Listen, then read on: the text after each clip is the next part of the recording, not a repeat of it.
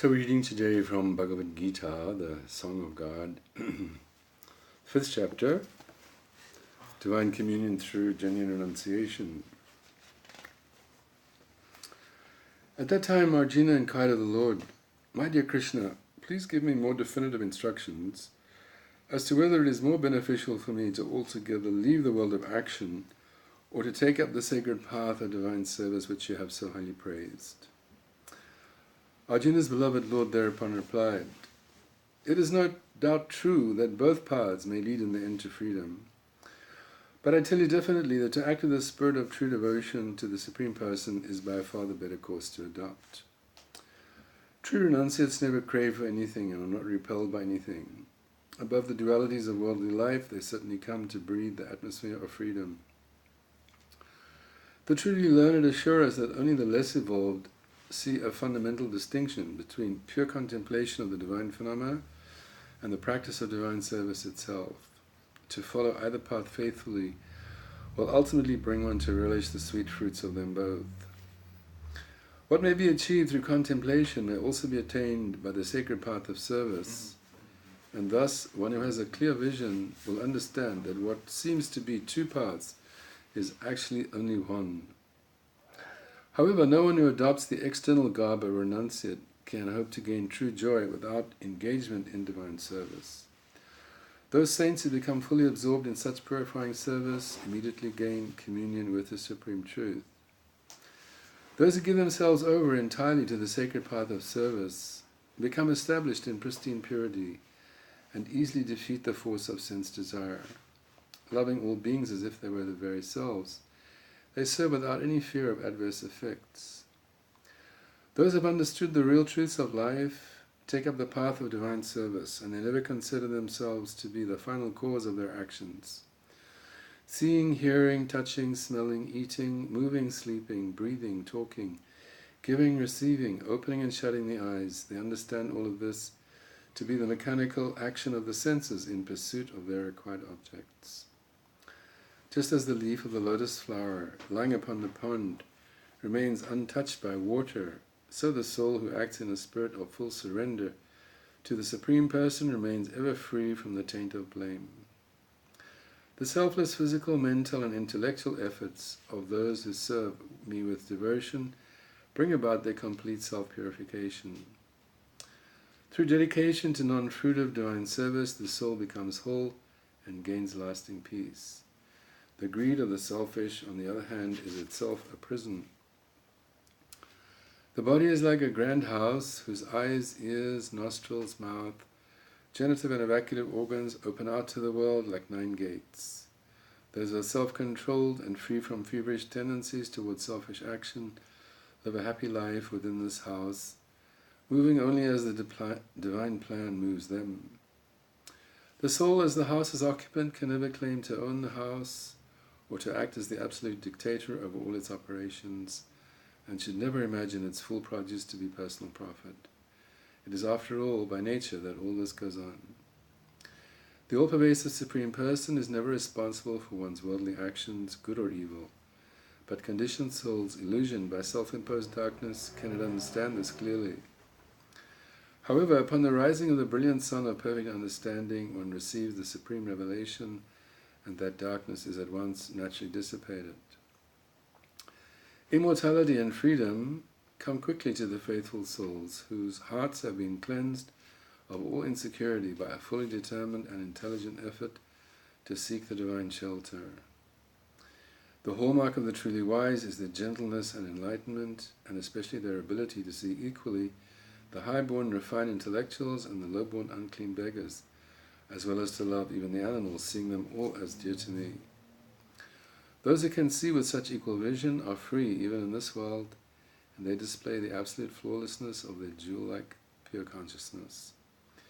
Being fixed in deep communion with the eternal Supreme Truth, they never become falsely elated by temporal pleasures or depressed by being placed in difficulty. Due to their connection with the Supreme Beauty, they are always tasting limitless joy, and therefore always easily remain free from the glamour of external attractions. Misery is born from the womb of selfish sensual contact, and so the truly enlightened souls Never seek pleasure in the exploitation of the sensory world, where everything must know a beginning and an end, my dear Kunteya.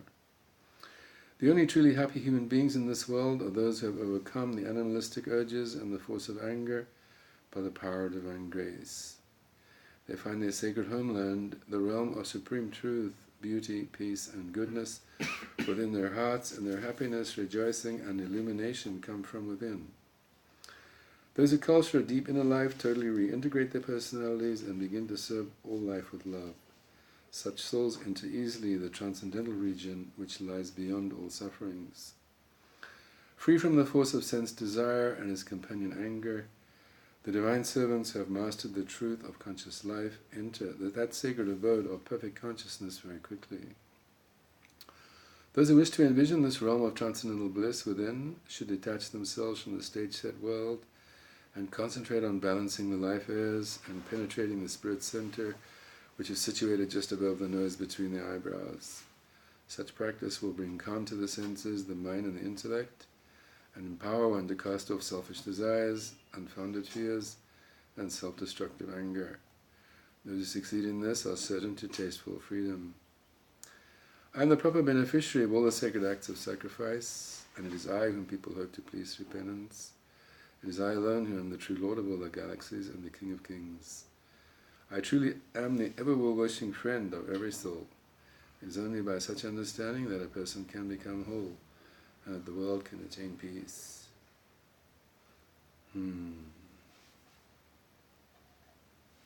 Yeah, this verse is so beautiful, all beautiful, but immortality and freedom come quickly to the faithful souls whose hearts have been cleansed of all insecurity by a fully determined and intelligent effort to seek the divine shelter. So we see that so much insecurity people have in their hearts, very insecure. Of course they covered it up, this society is very critical, it's a very critical society, a very judgmental society. If you show any weakness, people frown on that, They don't tolerate that. Everybody must be strong and successful, at least externally. Don't show that you're not coping. You can not cope, but don't show it. This is our society. So there's so much insecurity in the heart, deep within the heart, and people they medicate. Yeah, we say don't medicate, meditate. But mostly people medicate. So Krishna is giving us the formula here to actually get free of that insecurity, that deep heartfelt insecurity. And people don't even confide that insecurity to their loved ones, to their close ones, their husbands, their wives. Even that they keep secret. The divorce, is the evidence that there's no loving, free communication. So we live with that darkness in the heart, that insecurity, very deep insecurity about who am I, why am I here, where am I going, why am I suffering? These are big questions, No amount of bank balance or fast car is going to take that away. Only Krishna can take it away. How? Because he reveals the truth, that I am the eternal servant of the Lord. That's who you are. Nobody's teaching you that in school. Yeah, are they teaching you that in school? No, they don't have a course in self-realization at school. You can do Latin and geometry and causa and calculus and whatever, but where's the course in self-realization? So people don't know who they are. No wonder they're insecure. They have no knowledge. I think I'm this body. Oh yeah, my name is Steve. Excuse me. Or Beryl, or Charmaine. And I'm 26, and I'm a computer, boffin, or I'm a estate agent, and that's who I am, which is nowhere near the truth. I'm not this body. I'm not black. I'm not white. I'm not a housewife. I'm not 26. I'm not. My eyes are not blue. My hair's not black. No, that's this machine that I'm sitting in. So no wonder people are insecure, because this machine is very fragile. At any moment it can be bashed and lashed and drop down dead. No wonder you're feeling insecure if you think you are this machine. But you're not this machine. Yeah? So that heartfelt, deep insecurity, no pill's going to take it away. No psychologist's going to take it away. It takes a guru, it takes a saint to take it away. Take that insecurity away. You can change jobs and you can change partners and you can do all the stuff you like. But that deep felt insecurity which arises from the illusion that I am this body will stay with you. You can go here, there, wherever you like. Take a rocket ship to the moon, it'll stay with you. So that illusion is the disease. The heart, disease of the heart. That's the real heart disease. The disease of illusion. I'm not this body. I'm the soul. And I am an eternal loving servant of the Supreme Soul, Sri Krishna. That disease needs to be cured. And that's only possible by the grace of the saints. Because they don't have that disease. They're healthy. Spiritual health. Full engagement in Krishna service. That's spiritual health. No anxiety. Life without anxiety. So,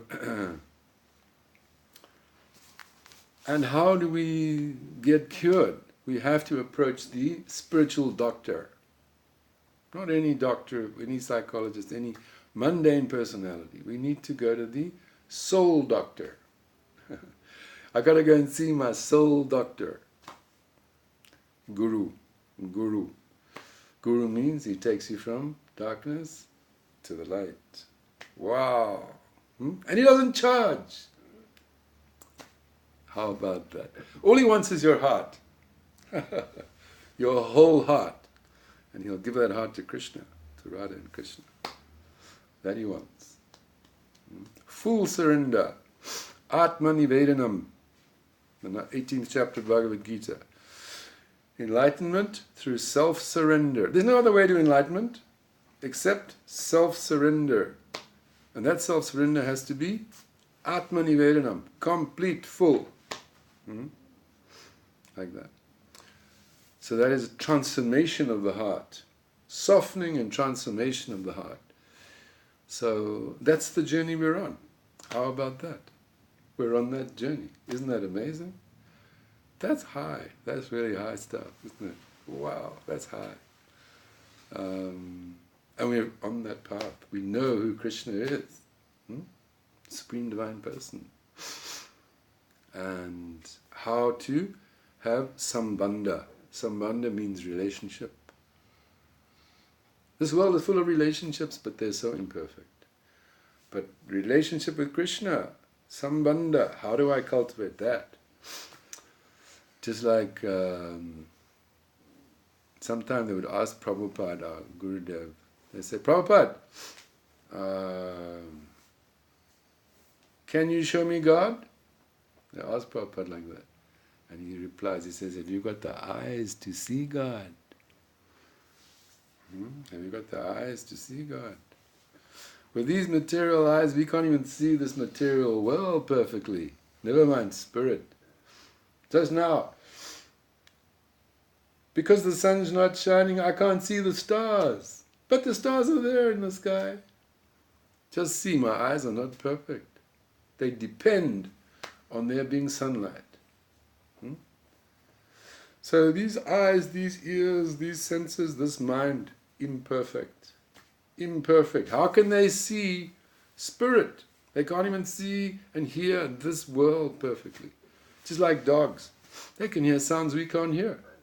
So my ears are not perfect. My eyes, my mind, not perfect. So how can I see spirit? How can I see God? Like that. Not possible. Except if we cultivate love and devotion. There's a beautiful story. Just recently, we have what we call appearance and disappearance days of the great saints and the incarnations of the Lord. We don't say death or like birth. We say appearance and disappearance because the soul is eternal. One of them recently was Madhavendra Puri, one of our great spiritual masters. And there's a beautiful story. He was a great, great saint.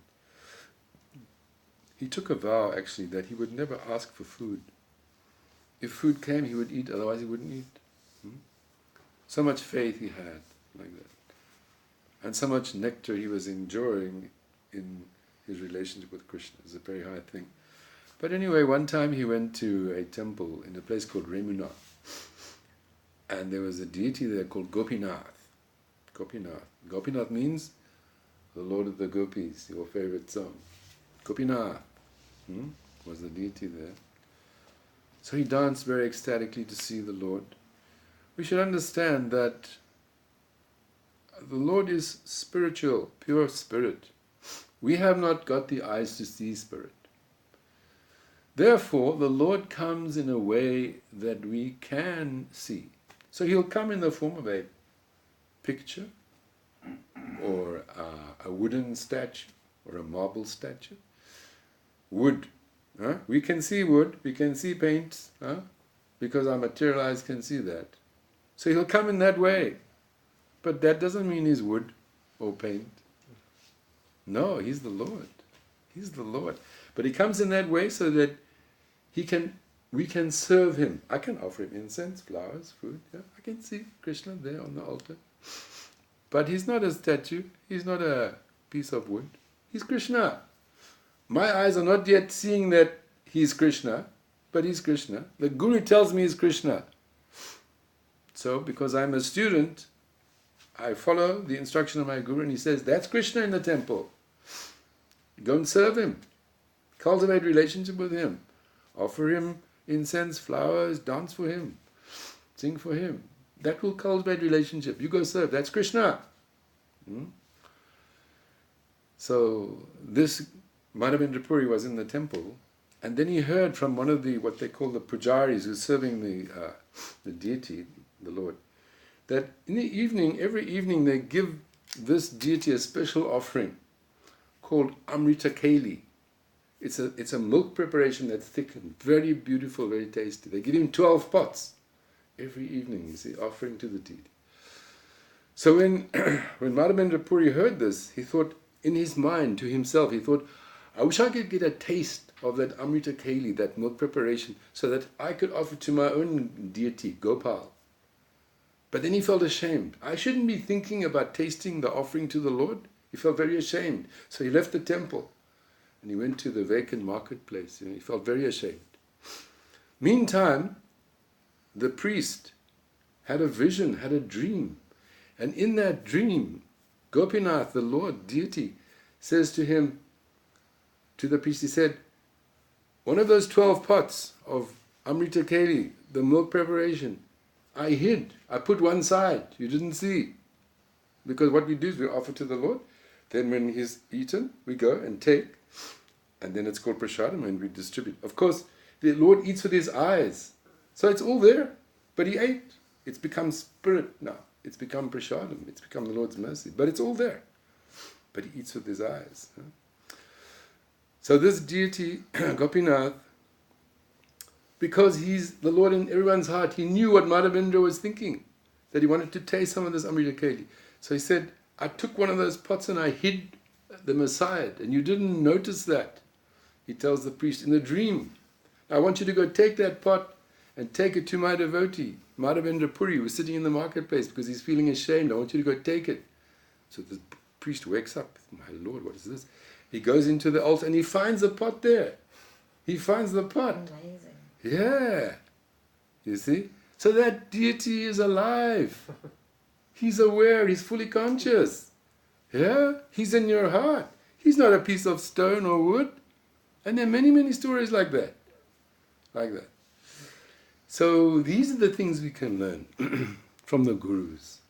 They have this understanding. They have this knowledge. Very beautiful knowledge. Yeah?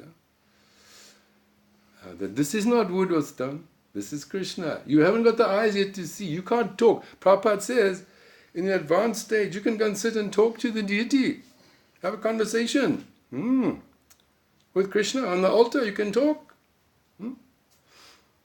When your eyes are smeared with the ointment of love, then you're qualified.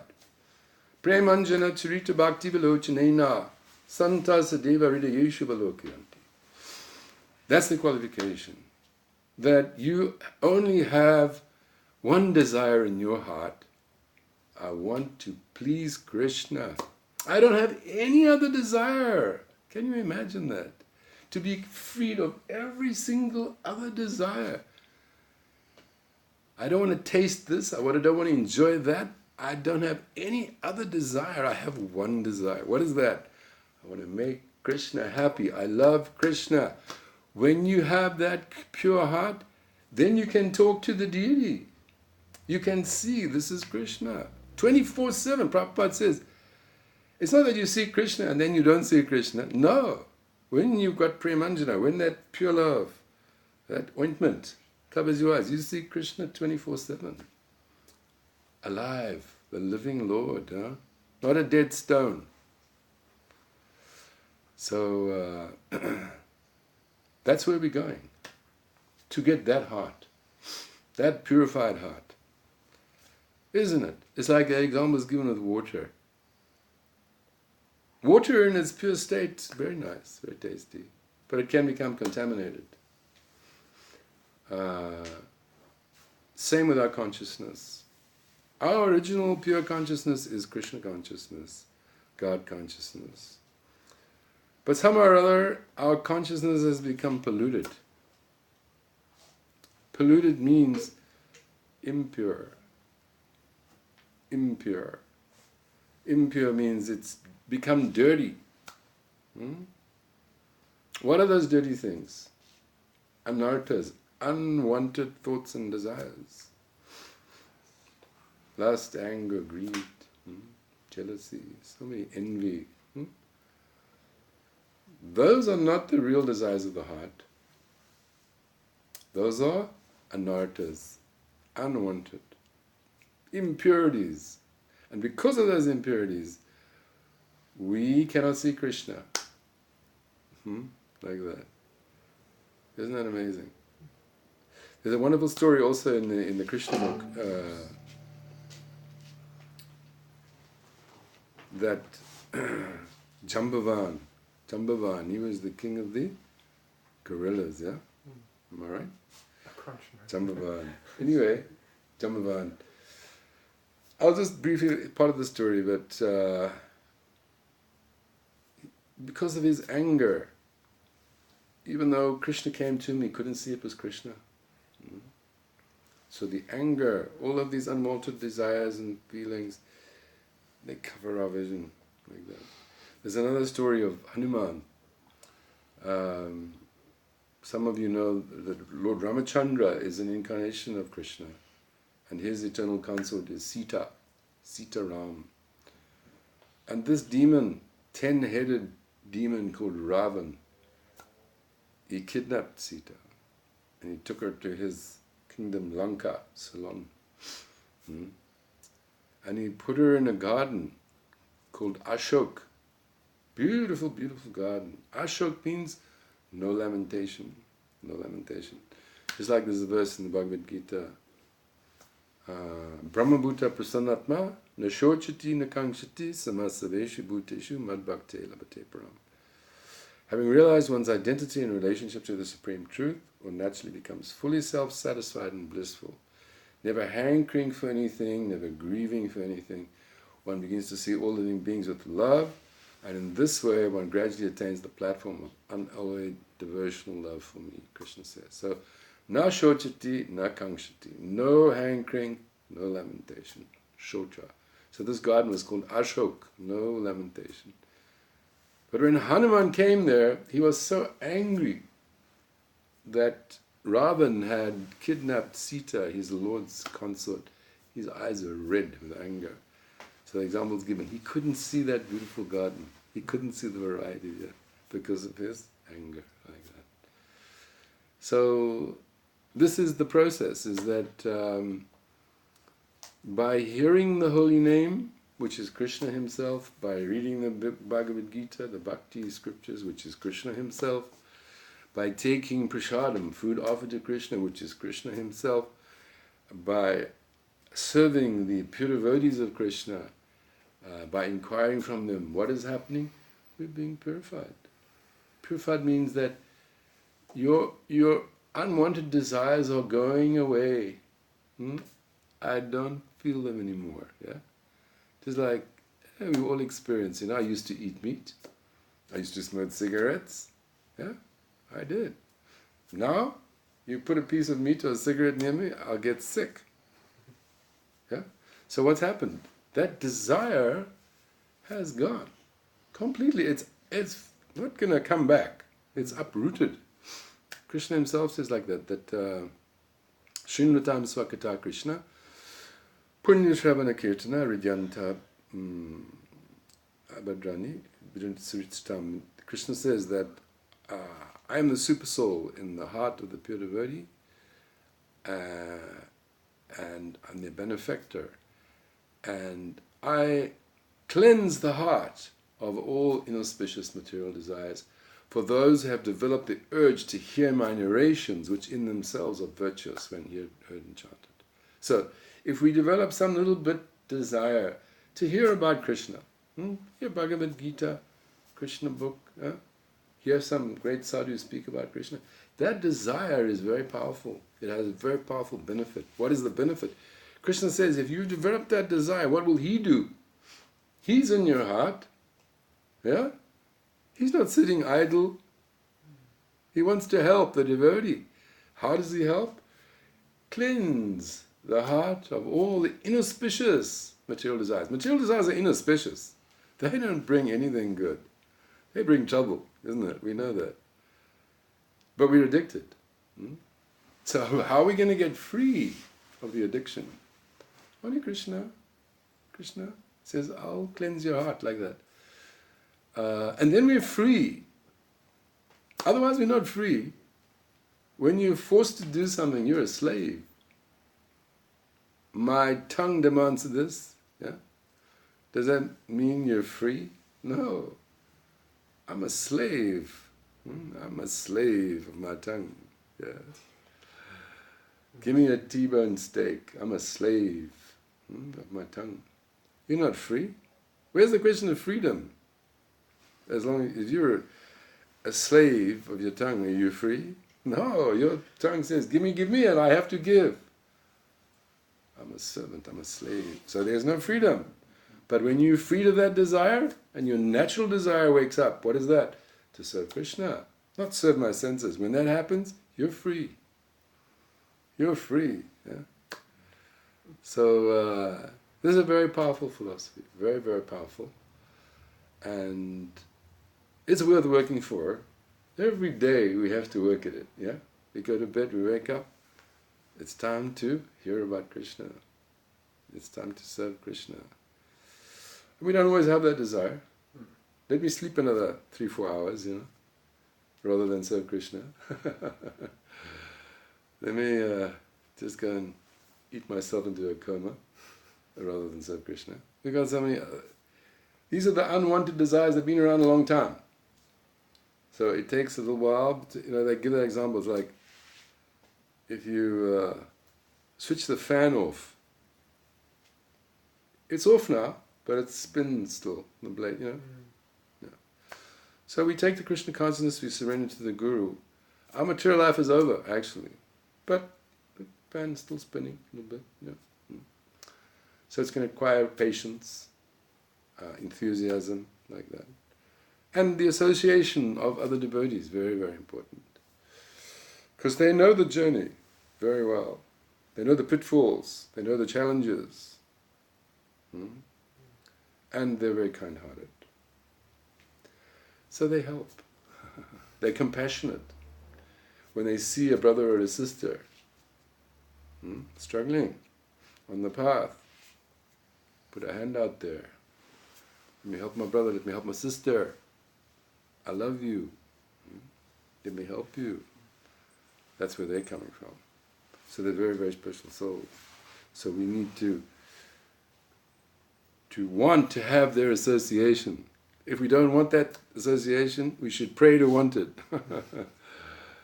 We should pray to want to have the association of the sadhus and the saints, if we don't want it yet. because they in the, you know that verse we say, Vanjakalpatarubhyascha kripasindabhyevacha paritanam pavanibhu vaishnavebhyo namo namaha. Kalpatarubhyascha, kalpatarumi, wish-fulfilling desire tree. There's a tree in the spiritual world called a desire tree. That tree can produce unlimited fruits, unlimited variety of fruits, yeah? Fulfills all desires. And devotees are compared to that. Devotee is such a well-wisher, he's so kind, he's so wise that he can fulfill the desires of everyone just like a desire tree. Wow. So he's magic. He's magic. He really is magic. Because he can do anything by Krishna's grace. Yeah? Anything good. Anything which will advance you spiritually. So that's why we repeat that verse. Vanjakalpa, when you come to a devotee, you bow down. Vanjakalpatarubhyascha kripasindabhyevacha patitanam pavanibhyo vaishnavebhyo namaha. Offer my respectful obeisances unto all the Vaishnava devotees of the Lord who can fulfill the desires of everyone, just like desire trees, and are full of compassion for the fallen souls. They can fulfill the desires of everyone, not just a couple of people here and there. That's how powerful they are, and that's how kind-hearted they are. So, who else do you need in your life? Just give me a devotee. He's a desire tree. Yeah? He can nourish and feed and cure and heal my crippled soul. Wow. What more do I need, you know? So to have that desire is what we need. Let me want to have the association of these people, these great souls. Let me desire. If I don't have that desire, Lord, please give me the desire. Yeah? Let me not be so foolish as to hang on to the material attachments, the material association. Let me go for that higher thing, you know, like that.